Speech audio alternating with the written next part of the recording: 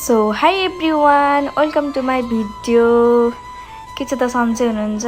आज चाहिँ हामी हेर्नु न दुईजना दिदी र बहिनी भएर कि यसो घुमघामको लागि खाजा खाने भनेर बाहिर निस्केको थियौँ होइन। कपालले डिस्टर्ब गरेर हेर्नु न फेरि मलाई चाहिँ। अनि चिम्टी थियो, मैले चाहिँ चिम्टीले बाँधेर अनि भिडियो बनाउँदै चस्मा सस्मा लगाएर धुलो पनि त्यस्तै थियो नि त बाटोमा। अनि गयौँ दुईजना भएर सररररर यस्तो दामी वेदर देखिरहेको थियो हेर्नुहोस् न। मलाई चाहिँ फेरि भिडियो बनाउनु भनेपछि वेदरको यस्तो राम्रो थियो नि। अनि फेरि बाटोमा त्यस्तै अफरोड बाटो मात्रै थियो, फोहोर थियो। त्यसै गर्दा हामी चाहिँ पुग्यौँ हाम्रो गन्तव्यसम्म। त्यसपछि हामीले स्कुटी पार्किङ गऱ्यौँ अनि त्यसरी दिएर म गयौँ। अनि हल्का ह्यान्डवास गरौँ न त भन्नुभयो। अनि ह्यान्डवास गरेर भित्र पस्यौँ है। अनि भित्र पसेपछि ठ्याक्कै त्यो टेबलमा फ्यान्टा रहेछ। अनि त्यही फ्यान्टा चाहिँ हामीलाई पनि छोड्दिन्न। अनि त्यसपछि स्कुटी चटपटी ल्याइदिउँ न भनेर हामीले टिकटक बनाउन थाल्यौँ। अनि टिकटक बनाउँदै यतिकैमा हाम्रो खाजा पनि आयो। हेर्नुहोस् न कति धेरै छ, कति यम्मी छ नि। ओ माई गड, हामी त खाना नसकेर है।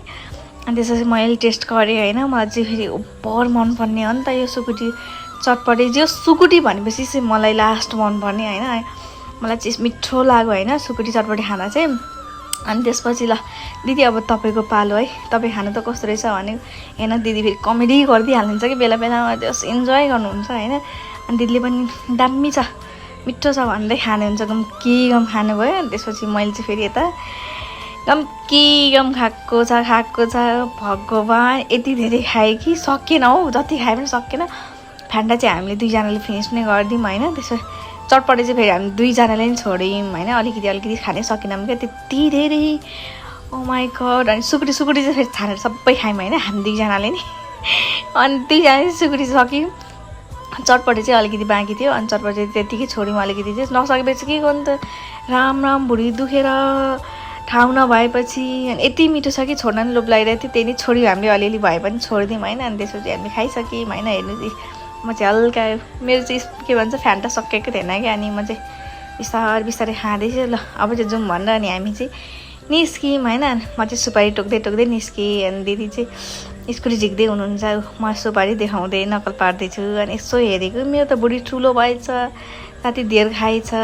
लु अब चाहिँ हामी जाउँ है त भनेर दिदीले स्कुटी निकाल्नु भयो। अनि हामी स्कुटीमा बसेर सरररररर फेरि ब्याक टु होम।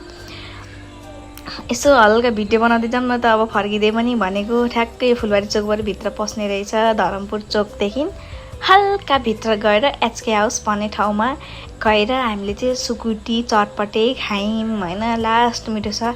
यत्तिकैमा हामी चाहिँ अघि चाहिँ हामी भित्री बाटो आएको थियौँ, अहिले चाहिँ हामी डाइरेक्ट हाइवे टु हाइवे गइरहेछौँ होइन। अनि त्यत्तिकै हाम्रो घर जाने बाटो आयो।